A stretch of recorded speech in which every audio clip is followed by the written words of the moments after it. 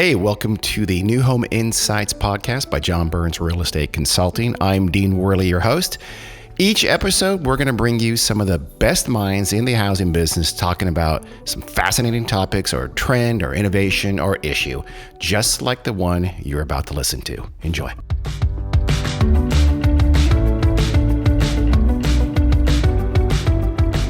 Hey everyone, this is Dean with a quick note before we start the podcast.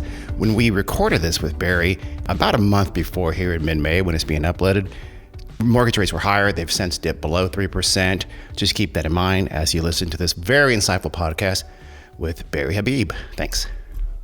Welcome to the New Home Insights podcast, the John Burns Real Estate Consulting podcast about the U.S. housing market. I'm your host, Dean Worley. Today, we have Barry Habib from MBS Highway. Barry has been watching and acting on the housing market for decades. And he looks 30, by the way, so that's upsetting, but he has been doing this for a long time.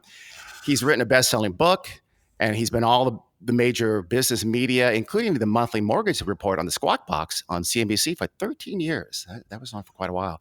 He's been involved in all parts of the housing sector, but today we're going to tap into his deep knowledge about mortgage rates and the mortgage market. Mortgage rates, as we all know, are incredibly important to the strength of the housing market right now. So getting a better understanding of mortgage rates is going to help us understand where we're heading in the future. Barry, how are you this morning? It's so good to be with you here, and everything that John Burns does. John's a good friend of mine, and have just such respect and love for John. He's an awesome guy. So excited to be here with you today. Cool, appreciate it. Can you start? Just tell us a little bit about your background and about what you do at MBS Highway. So you were very kind. You mentioned a few things. I've been very blessed and fortunate that I've had some awards that have been related to mortgage and housing. One that I'm very proud of, it just happened a few weeks ago, was I did win Zillow and Pulsenomics Crystal Ball Award for being the most accurate real estate forecaster in the U.S. There's about 150 of the top economists. So I was the only one who had previously won it twice, but I was actually blessed and lucky enough to win it the third time, 2 years in a row, last 2 years, and 3 out of 5 years. In 2019, I was Mortgage Professional of the Year out of a couple of million people there. So they gave me that important honor. I did some important things. I've been credited with kind of saving the mortgage industry last year when I got in front of the Fed and explained to them that the buying that they were doing was creating margin calls and they were buying too many bonds. So was lucky enough to be put in that position to do some good. And Ernst & Young has an Entrepreneur of the Year. I came in second on that one, darn it. But I think the other guy had a cure for cancer almost, so that's okay. but no, I grew up really poor. And this is all in my book, which it was so fortunate that Amazon hit number 1 on its bestseller list for a period of time, and did a lot of entrepreneurial stuff. People have called me a serial entrepreneur. So I've done everything from having a stereo business to a mortgage business that I've sold to a healthcare imaging business where we did high-end imaging, PET CTs and cardioangiography and things like that, to businesses that have helped people in the mortgage industry understand the changes. And then there's some stuff that I've done. I've done some acting. I've been in a few movies and show on Broadway, show in Vegas. So I've been. We'll get to that. I've been blessed to have some chances to do some good things. Yeah, that's good. And by the way, go ahead and plug it. Your book is called Money in the Streets. That was the number one bestseller. Yes. And listen, it's a book that really I created to help people. It's stories and lessons that I've learned, but it's through me. It's not about me. It's things that everybody who's reviewed it has been unbelievably kind and said it's truly made a difference for them and helped them to see opportunities, help you get through a tougher time, and also help you deal with the times that are great that you want to maximize. So those are the opportunities that we're given that we want to really try and maximize those times. So it's a fun read. It's an easy read. It's a lot of fun. I have it on my Kindle. I admit I have not read it yet. It's in my queue, though. I have to finish Kazuo Ishiguro, the Berry Giant, to before I get to your book. But I will, I promise. So let's start with mortgage rates and how they act. And mortgage rates typically act in concert, roughly, with the 10-year treasuries, and they typically are at a premium to 10-year treasuries. Just give us a little idea of why that is and what might cause that premium to shift or to change or to increase. Yeah, so mortgage rates in the 10-year treasury are going to react to the same things in what drives all interest rates, and that's inflation. Inflation and credit quality are the two things that drives interest rates. We'll talk about that in a second because you first mentioned the premium of one to the other. So the 10-year treasury, like all government instruments that where the government borrows money, that's backed by the full faith and credit of the U.S. government. It's deemed to be the most safe. So therefore, the safer the instrument, the less interest that has to be paid as compensation. But mortgages are very safe because they're backed by the underlying mortgages and real estate, which has been doing very well. But you get into a situation like we saw in 2007, 8, and 9, where you could be in a position where those mortgage-backed securities, depending on the level of quality for those, could become more compromised. Hence, you have to reward investors with a premium over them. Now, they don't travel in lockstep, as I said. They're both dependent on credit quality, which is number one, is say, what's the chances of me getting my money back? So assuming that that's of a very high nature, then really the driver that we see day to day is inflation. And the reason for that is because inflation erodes the fixed payment you get. So let's just say you gave me, Dean, a mortgage, and I'm paying you every month. I'm paying you $2,000 a month. You take that $2,000, you buy a shopping list of goods and services, and then what happens is that the next month, the same thing. But over time, you notice that, hey, I can't get everything on that list because inflation caused the prices to go up a little bit. So what's happening is your buying power is eroding. So if inflation starts to creep up, then what you'll do is you can't do anything about the loans you had issued. But on future loans, you'll say, how do I offset that more rapid erosion? Well, if I charge a higher interest rate, I'll have a higher amount that I'm receiving, and that will offset the more rapid erosion. And simply put, this is why we see when inflation starts to appear, interest rates rise. And that's a great segue for what's happening right now in the market and why we think we're going to see higher rates over the next couple of months. So inflation is kind of that preceding variable that really is impacting both treasuries and interest rates in the entire credit market, correct. And the longer the duration, the more of the impact. In other words, if there's a loan out for a year, well, inflation is not going to erode that much of your buying power, especially if it's at a gentle level. But you take that loan that might be out there for 30 years, and then you get that compounding effect, which is why the longer the maturity, the more sensitivity to inflation. And inflation, you're hearing more about it, but we are seeing inflation right now. Now, we take a look at things like the Consumer Price Index or maybe the Personal Consumption Expenditure. These are two important inflation reports. But if we were to look at something that is called the core rate, that is stripping out food and energy. Now, people say, well, look, I need food and energy. And that's common sense approach. Yes. But remember, when we look at this from the Fed's perspective, the Fed only wants to look at what it can influence. So energy, if a tanker like the Ever Given gets stuck in the Suez Canal and it causes oil prices to rise, the Fed can hike rates, reduce rates, not going to change that. Okay. And weather patterns, the Fed thinks they have a lot of power, but they at least realize that they don't have power over the weather. So the Fed looks at the core rate, which is things that they believe they can influence with their monetary policy. So it's very important. Now, currently, the core rate of inflation is very benign. It's at 1.6% year over year. So that's pretty mild. But guess what? In a month from now, you're going to see that rate go above 2%, probably to 2.2 or 2.3. That's going to raise some eyebrows. And 2 months from now, that's going to be at a level that's more than likely going to be closer to 2.5%, maybe higher than that. So why is this important?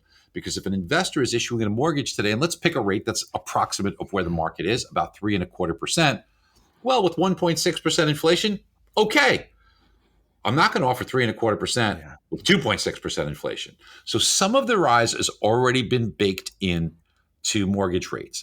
But over the next 2 months, it is my humble opinion, you're going to see a 0.5% increase in rates on mortgages, probably closer to 3.75%. So get it in now, do it now. Now, the good news is towards the end of the year, I see them kind of tapering back down. And here's a spoiler alert. I don't know if we're going to talk about this. Longer term, I see a recession coming. And I think 2022, 2023, you're going to see very low interest rates and a really good opportunity. So think about that today. And you don't want to invest a lot of money in points and upfront fees. Try and keep your fees low, your points low, so that you leave yourself in good position to refinance to a lower rate over the next couple of years, because you will have that opportunity. Let's talk about that in a second. That's a good segue. But first, I want to ask, well, so really actually one thing real quick is that really kind of the Fed uses Treasury rates then in a sense to sort of stimulate the housing market, because the lower they are, the lower mortgage rate should be, and therefore the more demand theoretically in the housing market, and which in turn stimulates the economy. Is that the purpose, the motivation? So the Fed wants to, if they want to stimulate economic activity, what the stimulation of economic activity, the tool that they use predominantly is lower interest rates or the purchase of things like the 10-year treasury or different maturities. So 10-year treasury notes is a very common one that they will make purchases of, as well as mortgage-backed securities directly, because the more they buy of 10-year treasuries and mortgage-backed securities, the lower the borrowing costs to someone in the housing market will be. And if you reduce borrowing costs, then you make it more appealing or easier for somebody to enter the marketplace and purchase a home. And that purchase of a home, or the rise in home prices, or the rise in stock prices, creates what they call the wealth effect. And that makes me feel a little better. I see my statements are coming in where prices are doing better and my net worth is up. I'm more free to spend money. Yeah. And that typically generates more economic activity. But the downside to that is that too many dollars chasing too few products, like you see in the housing market today. There's too many buyers, not enough inventory. So what's happening in prices? That's the definition of inflation. Too many dollars chasing too little product.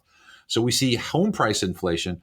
So when you get a lot of inflation, the Fed could be on the other end of things, where if they let inflation get too far out of control, they can keep rates at zero. They can buy treasuries. They can buy mortgage backs. But as we have seen in the past 3 or 4 months, rates have moved up about 0.5%, and they're probably going to move up even more, because now inflation is what's scaring the bond market, and investors are going to require additional compensation to offset the erosion of their buying power from inflation. I think I know the answer to this question now, but I'll ask it anyways. Beyond 10-year treasuries, what metrics might you look at to understand where the mortgage rates are going? And I think the answer is inflation. Well, you want inflation. What you want to look at, if you want to look at where mortgage rates are specifically, the exact instrument you look at is mortgage-backed security instruments. Okay. So you're going to look at a 30-year or a 15-year mortgage bond, depending on what you're looking at. Now, the 10-year treasury will reasonably approximate that. So look, if I wanted to see what Apple stock is doing, I'll punch up Apple. That's like a mortgage-backed security. But if I see that the Dow and the S&P and the NASDAQ are all up significantly, there's a really good chance that Apple's going to be up significantly. So the analogy is the 10-year treasury is like looking at the Dow, the S&P, or the NASDAQ to give you a barometer for the feel of the market direction.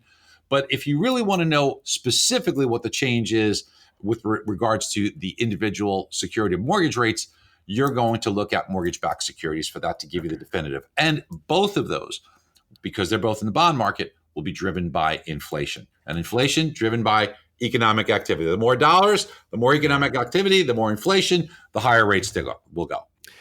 So, okay, let's get back to your crystal ball then. So you see near-term mortgage rates, they've already been creeping up. We're doing this, by the way, in mid-April. Mortgage rates have been creeping up to, like you said, 3.32, 3.25, something like that. Yep. So you think that trend is going to continue here? By mid-June, by mid to end of June, I anticipate us looking at more of a 3 3/4 rough gauge of where they'll be. Could they be 3 5/8? Could they be 3 7/8? Sure.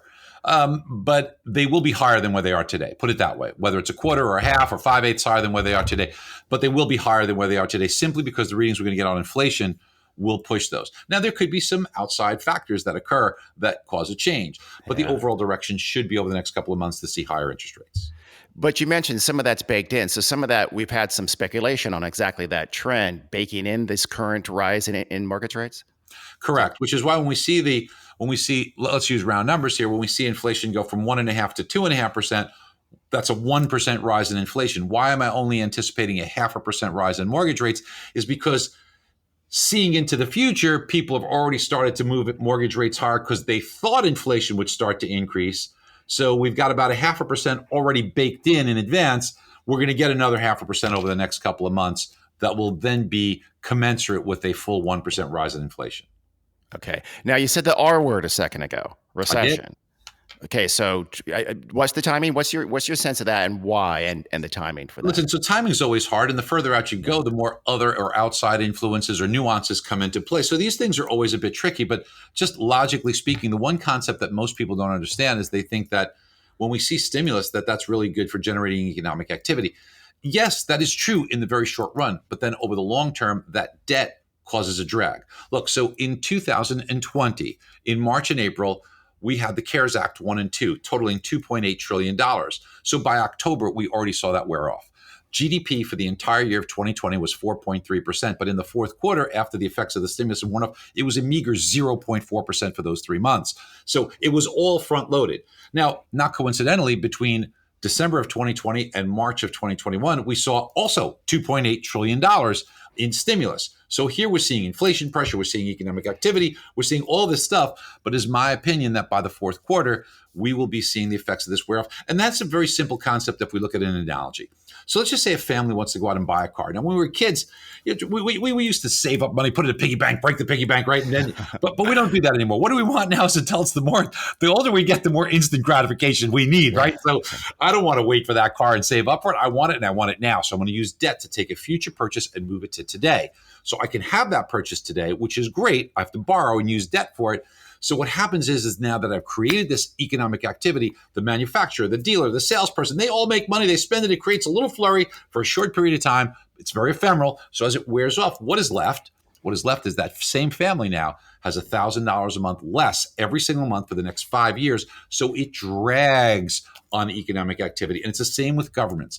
We now have $30 trillion in debt. And it's an amazing amount. We use trillion a lot, but a trillion means that if you went out and you spent $1 million a day, every day, 7 days a week, you know how long it would take you to get to a trillion? It might be surprising, but it's 2,700 years. You know, if you started in 700 BC spending $1 million a day, you would not hit $1 trillion yet. Okay, so it is a huge amount of money. We owe $30 trillion. And what is going to happen, and what we see happening, and this is true every time in history, everywhere in the world, as debt rises, less money for economic activity, slower economic activity, pressures inflation lower, lower inflation, lower rates. So higher debt, lower rates. Lower debt, like we saw in the 50s, 60s, and 70s, caused higher rates because there was more economic activity. As we started in the 80s to see rates decline, it was directly coincident with debt increasing, which slowed economic activity. It's not just the U.S., it's China, Japan, it's the U.K., it's Italy, it's France, it's Germany, everywhere in the world, every period in time, same thing. And this level of debt is going to come home to roost and slow economic activity. But the lower rates would not have the stimulative impact they might otherwise have because consumers are in a great deal of debt. Is that continues to be diminishing returns? You need more. It's just like a drug. You know, you need more of the drug at higher levels to create a similar response. But in every instance, that response is ephemeral. So you get the burst, and then it withers away. And when you think about all we're doing is we're taking these future purchases and moving forward, there's going to be a pretty big void that's left there. Yeah. So I think that we're going to be in slower economic times, and interest rates will be reflective of that as we get to the end of this year and into 2022. Whether we get the textbook definition of recession or not, that really depends. Now, I did correctly forecast in 2019. I said, actually, at the end of 2018, I said early 2020 looks to us like a recession, and we nailed it. January 31st, that was a recession. This was 2 months before all the lockdowns, but still, we were able to take a look at the economic factors that typically precede a recessionary period. And we said interest rates are going to drop, and we called it correctly on interest rates. We said that means real estate values will go up. And, here we are. That was pretty much spot on. Now, past performance does not guarantee future results, as you know. Yeah. But to us, it seems like, as Mark Twain said, history does not necessarily repeat itself, but it does tend to rhyme. We see a lot of rhyming going on there. Yeah. And I think that we will be in a position where we'll see much slower economic activity and an opportunity with lower rates, and maybe a recession 2022, 23. I think we will get there. Okay. Well, now I know why that Richard Pryor movie, Brewster's Millions, was not called Brewster's Trillions, because that would have been a very long movie. Yes, I remember that. We have rates creeping up. Typically, I mean, that's led, at least in the near term here recently, a decrease in refinancing mortgages. Do you think, are lenders going to sort of let their market kind of shrink, or do you think they'll start doing some more, maybe some less credit-worthy folks and get mortgages to those guys? Well, if they read the playbook, that was certainly a mistake in 2007 and 8, right? There was just a lot of money looking to find a home, so they opened the spigot maybe too wide, definitely too wide. I don't know. But do they read the playbook? Yeah. Have they read the playbook? Yeah. I don't know. It's questionable. But I don't think that that's where we will head. But what smart lenders will do is they will, kind of like a great football coach or quarterback, take what the defense gives you. And right now, what people have to understand is that there is a tremendous amount of equity in homes.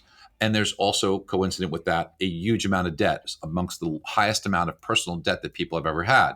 So the smart players out there are showing their clients that you can pull some money out of your home, pay off all your debts. And then if we want to really change your life for the better, let's take that savings and instead of pocketing it and blowing it, let's put it back and plow it back towards your mortgage and accelerate that so that you reduce the term. So if somebody has 28 years left on their 30-year mortgage, they can reduce it to 10 or 11 or 12 years, keep their payment exactly the same that they're making now, but now help their retirement because they'll have 20 years less of making that $4,000 or $5,000 a month payment. So now they got their retirement set, and also the equity they build can be used for their kids' college. And it's just a feeling of well-being that they will have. So this is what smart people should be looking at today. And it's much less sensitive to the interest rates out there. Plus, anybody who purchased their home with less than 20% down, they're paying something called mortgage insurance. Given the fact that over the last 12 months, we have seen increase in appreciation around 10%, plus a decrease in the amount you owe due to normal amortization, 2 to 3%, maybe 4%, depending on where you are in the schedule. You now might have 12, 15% more equity in that home, eliminate that mortgage eliminate that mortgage insurance. So that could save you hundreds and hundreds of dollars every month just in that alone. So kind of using this equity that has been rising tremendously as kind of a piggy bank, a very lucky, a fortunate piggy bank, but use it smartly to drive down your debt. Use it smart. Don't just tap into it and blow it. Use it to structure your debts in a way that by making the same payment, you're shaving many, many, many, many years off the life of your loan. And now you put yourself in position. Well, look, if I've got no mortgage in 10 years, that gives me an extra 18 years of not making that $5,000 a month payment. That's probably the best retirement plan in the world. And then what I would also have in 12 years from now, maybe is an extra $200,000, $300,000, $400,000, $500,000, $600,000 equity in my home, depending on the amount of mortgage that you would have had. The larger, the bigger the savings. And now you can utilize that for your kids' college, for other things. Maybe it's a vacation home, something like that. So you can certainly use the leverage there. It's a wonderful way to, without increasing payment and in a guaranteed fashion. It doesn't matter what Bitcoin does, the stock market does, it doesn't matter. You guaranteed will have amassed this if you do one thing, and that is make your mortgage payments. At the risk of being cynical, I predict more trips to Disney World and fewer people paying down their debt. It is human nature to want to do that. So look, you cannot force people to do things, but in either case, you can argue that those more trips to Disney do add personal enjoyment and pleasure. Yes. So if you're keeping your payment the same, but you're enjoying things more, why not, right? Let's talk about mortgage availability. Do you consider this right now kind of a tight lending environment, a loose lending environment, porridge too hot, too cold, or just about right? Well, I think it's kind of appropriate. So I don't know if I want to use the Goldilocks, but it is certainly appropriate. We had seen some interesting things happen after the crash in the late 80s and early 90s, where the lending standards got so crazy tight and they eliminated things that were programs that probably did have a place, but they went overboard. After the housing bubble, same thing of 2007, 8, and 9, we saw the same thing happen where it kind of went overboard. Now it hasn't gotten too relaxed, but it is appropriate. I think that lending is got some stiff requirements, but they're appropriate requirements to make sure that you can make the payments. And that sometimes is a dose of medicine that is good for you too. It's good for the borrower too, to make sure that they can meet these standards. It's certainly not a perfect system, but I think right now the underwriting guidelines are appropriate. They're not too lax, which can be dangerous, and they're not too stiff, which can be restrictive. So I think that we're right in a good spot here. Look, if you qualify, there's a really high probability you'll be able to get the home. And if you don't, maybe there's a reason why you shouldn't.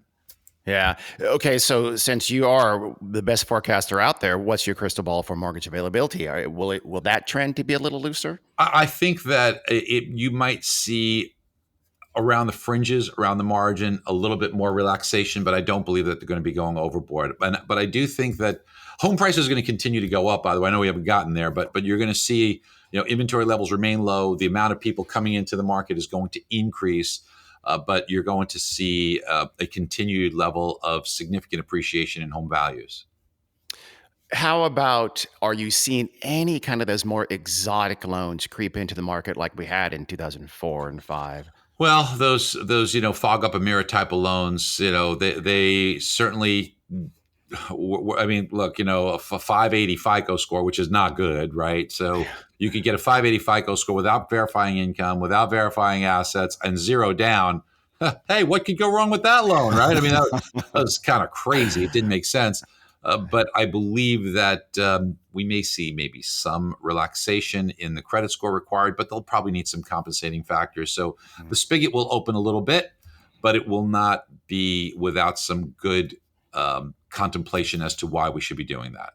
So we're not going to make the same I don't believe we will. I mistakes. don't believe we will, because it was really devastating, and there was Yeah, so much pushback. So I don't think we're going there. that's good. The Fed continues to buy mortgage-backed securities.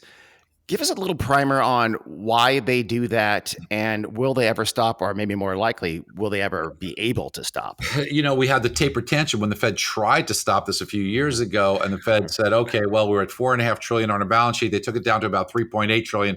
The market threw a fit, and they said, "Sorry." So they continued to at least keep their balance sheet neutral, and of course, now it's loaded up dramatically higher, more than double that amount right now. I don't know if the Fed can exit this gracefully. I think that it's where the fat balance sheet is here to stay, and the Fed lies too. The Fed lies. They say, "Oh, yeah," and they changed. We've been calling the Fed out on this because they said they're buying $80 billion in treasuries and $40 billion in mortgage-backed securities. We said, "What?" I said, "Go to NewYorkFed.org. They're buying $100 billion in mortgage-backed securities, not $40 billion." And then they changed their language to at least $40 billion. So they did that when we called them out.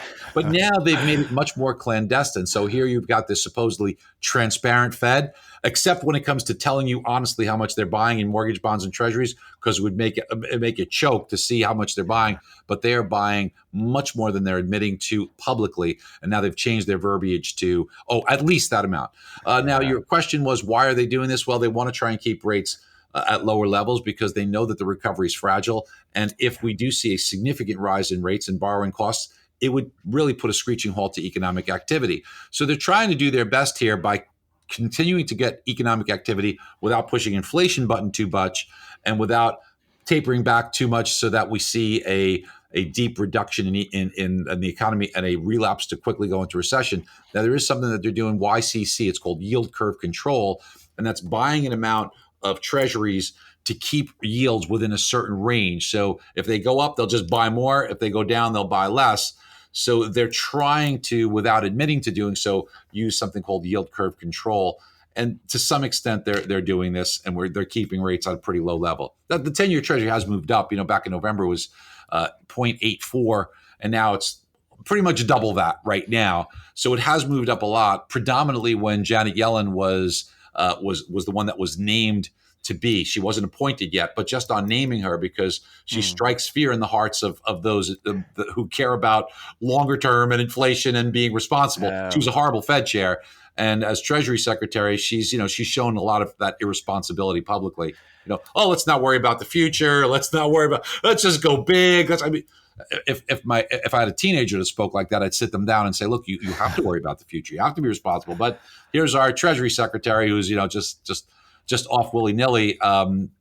She's a scary person to me.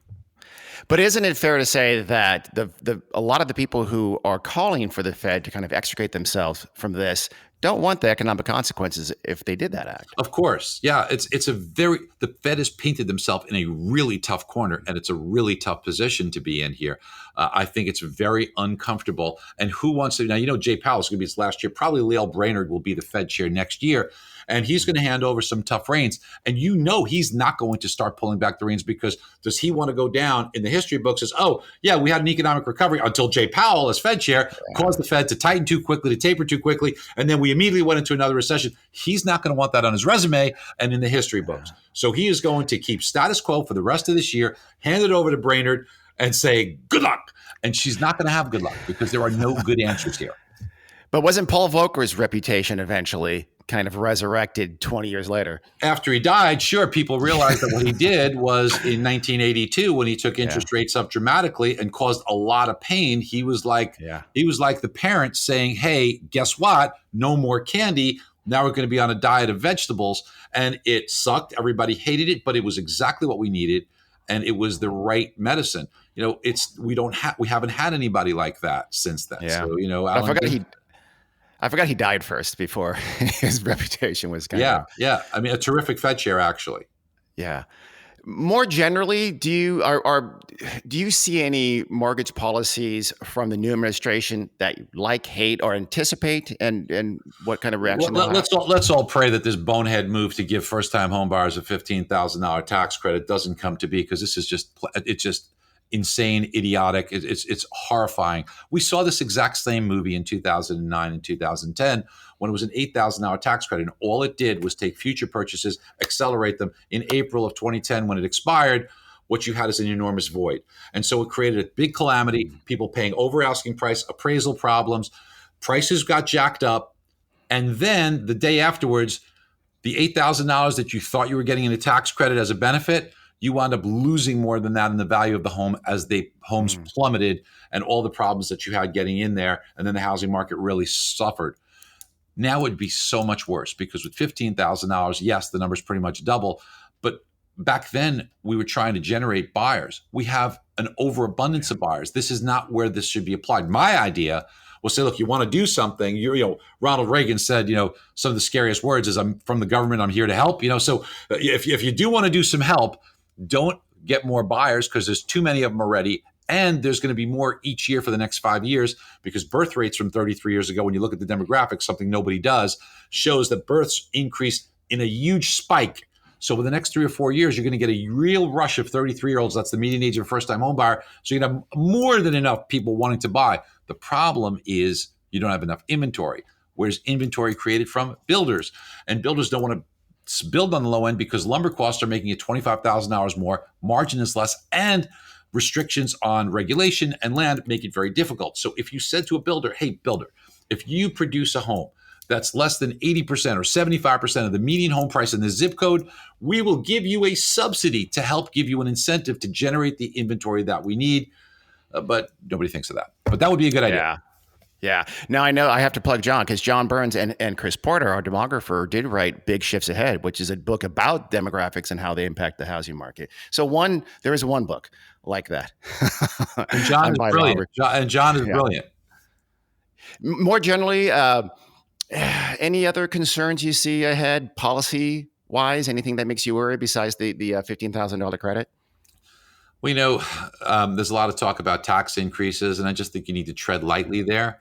It's a slippery slope. One thing that I believe every politician should be receiving before they do policy is something called a Rubik's Cube, because they do not have an understanding that when you turn one lever, they think they turn this lever and they just interpolate and extrapolate out the figures, that everything else stays the same. But as individuals, in states now that are high tax states, found out, is that people decide to move. So, you can't get the same revenue just by cranking up tax rates. So what I think every person who is involved in economics or in politics, if they saw that a Rubik's Cube makes it more complicated than you think, and when you turn something one way, there are consequences. And that's why it is so common to hear unintended consequences when it comes to monetary policy or fiscal policy, more importantly, and more accurately. They need to understand that there are consequences for the actions that they take. Same thing that we're talking about with this housing tax credit. They didn't realize those consequences. And they also need to understand that they should learn from past. They don't look at history books, and they need a history book and a Rubik's Cube. And I think we'd be much better off. So just like mortgage underwriters need to look back at 2003 and 4 and 5, policymakers need to look back at the earlier tax credit and learn from that. Yes. Now, you talked about the R word a second ago, recession. Let's talk about the B word, bubble. Now, I mean, prices are pretty nuts right now in just about every market in the country, which usually presages a correction. The arguments against that are this incredibly tight supply, right now anyway, a growing economy, although that's questionable, and the lack of exotic mortgages, which you mentioned too. That's good. That's a bulwark of these prices. But do you see prices becoming increasingly affordable? Do you think that's going to lead to some kind of big significant correction? Okay, so I think prices are going to continue to rise. I believe that the housing market is super strong. You can't compare it to 2007 or 8 or 9 because, first of all, people have equity in their homes, so they're going to want to protect that equity. there is a much deeper shortage. And as I mentioned earlier, you're having an influx. So people said California was unaffordable for many, many years. So here's the deal. In the United States, the homeownership rate's about 67%. In California, it's a little bit above 50%, right above that. So why do home prices keep going up? Because the sheer number of people overwhelms the affordability issue. So, okay, maybe 67% of people can't afford a home, but there's so many people that 50% of a huge number of people is more than there are houses available. Hence, home prices go up. And that is the same situation in the United States. You're going to see them go up. Now, let's talk about those two, the affordability, and then let's even take it one argument further about forbearance. So affordability, here's what people do not understand, is that they say, okay, well, home prices have gone up. First, they'll look at the wrong metric. They'll look at median home price, which is up 16%. That's not appreciation. That's just half the homes above, half the homes below. And because not a lot of inventory on the low end, it's moved up. The real number is appreciation. So that's about 10%. So let's call it 10% appreciation. Then they look at hourly earnings, which is up 4%, and say, unsustainable. Let's face it, math is hard. So when you look at 10% appreciation and 4% hourly earnings, they say unsustainable. So the first thing is hourly earnings is not what you look at, because I can work more hours, less hours. When you look at weekly earnings, which shocks me that nobody looks at, that's up 7%. So now somebody would say, okay, Barry, so it's not 16% prices going up and 4%, it's closer to 10 and 7, but still 10% appreciation, 7% wages, unsustainable, less affordable. Wrong, because the math has to come into play. And if you're listening to this and you really want to get this, write this down.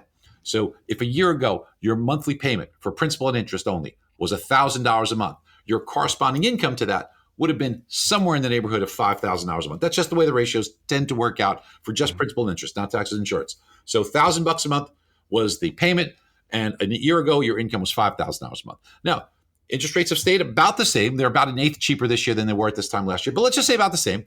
So now your payment, because the property value went up 10%, would go up 10%. So that means your payment goes up from $1,000 a month to $1,100 a month. It goes up $100 a month. So you can say, hey, less affordable. It's $100 more expensive. It's less affordable. So what would occur is that you're going to be in a position where, while on the surface you think it's less affordable, what happened to your income? If your income goes up by that $100 a month from $5,000 to $5,100, well, then it's the same affordability. But that's not a 10% rise. That's a 2% rise. And with incomes going up now at 7%, you're actually more affordable today than you were a year ago. That's why it's important to do the math on this. Most people don't. And this is why this is the 7th most affordable market on record. Yeah. Even if prices go up, it will still remain affordable. Last point is on forbearance. When forbearance ends, all you did was pause your payments. The payments that were paused do not have to be paid in lump sum. That will ride along like a second mortgage on your home with no payments and no interest. You satisfy it when you sell the home. You have a ton of equity. When the loan matures, ton of equity. So that will also be staggered. So it's not going to cause any kind of turbulence.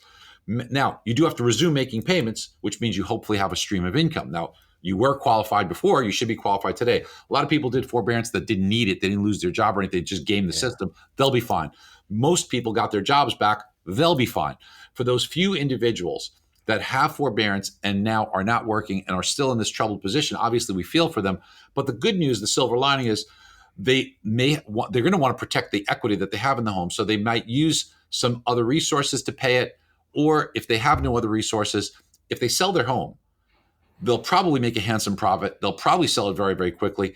And then that added inventory will be like a few drops of rain in the desert. It'll be absorbed quickly into this housing market that desperately needs that inventory. So forbearance won't be an issue. I am impressed you answered that, first of all, brilliantly. But second of all, you didn't use the word soft hard landing in any kind of adjacency whatsoever. I was praying that you wouldn't, and you didn't. So that's great. Thank you. So that's the serious stuff, Barry. Let's end with some fun stuff. So you're not just a real estate guru and a mortgage rate expert. You're something of a Broadway impresario, as well as an actor, by the way. So maybe most notably, or people might have the most understanding of or awareness of, is Rock of Ages, the stage play, and then later the movie in 2012. 5 Tony nominations, including Best Musical, and it ran for 6 years. Just what brought that on? What got you into that? Yeah, I was really blessed. The 27th longest running show in the history of Broadway. We're closed right now because of COVID. Let's hope that we reopen. So here's the thing: is I had my own show on CNBC for many years, for 13 years, as you mentioned, and somebody really liked my voice and they kind of liked the way I looked on TV. Years ago, I guess I was reasonably decent looking. So they said, hey, we want to cast you for a movie. I was like, yeah, sure, heck yeah. Well, that movie was this Nick and Tristan's Megadega. They dressed me up in this pastel uniform with big hat, so I was like a cartoon character. But it was fun, and it also allowed me to have opportunities to do a few other movies. And then eventually, I got this other role. You mentioned the movie you saw in Barry Monday, where I played Dr. Habib. Actually, I'm in the trailer, as I mentioned to you earlier. And the guy who wrote and directed it was Chris Dorenzo. And he just did such a great job. And as we were talking one day, he showed me the script right in his trailer of Rock of Ages. I loved it. Myself and 4 other guys, we put up all the money. We took it off Broadway. Good thing I was dumb and didn't know how tough it is, because if I was smarter, I would have probably known not to do that. But we got fortunate. It was a brilliant play, or musical, I should say. And then we really got dumb and put it on Broadway and ponied up a lot of money. But it became a huge worldwide success, and I had shows all over the world with it. And I actually sing in a band called the Rock of Ages Band. So it's Do you really? Yeah, I do. I sing in a band, and in spite of me, the band's really, really good because we've got great musicians. But yeah, we have a lot of fun with that. And I also produce Chris Angel's Mind Freak in Vegas, so it's a lot of fun to see people happy and enjoying that. It's a great outlet for me. Well, Def Leppard, Journey, Scorpions, I'm with you. A little disappointed, no Rush, but Whitesnake, Barry, you have to answer to America for Whitesnake. Come on. We had David Coverdale do the intro to the show. So when you would come into the theater, he would be the voiceover. And I don't want to ruin it, because when it comes back, you got to listen to his voiceover. It's hysterical. Okay. Then your excuse for Whitesnake. No, thank you. Barry, this has been fantastic. I really appreciate you coming on and joining us. Oh, what a pleasure. You're terrific. I'm big fans of the things that you guys do, and I'm honored to have been on your show and allow me to participate. Thank you. Awesome. Thank you. This has been the New Home Insights podcast with Dean Worley. My guest has been Barry Habib. Thanks for listening.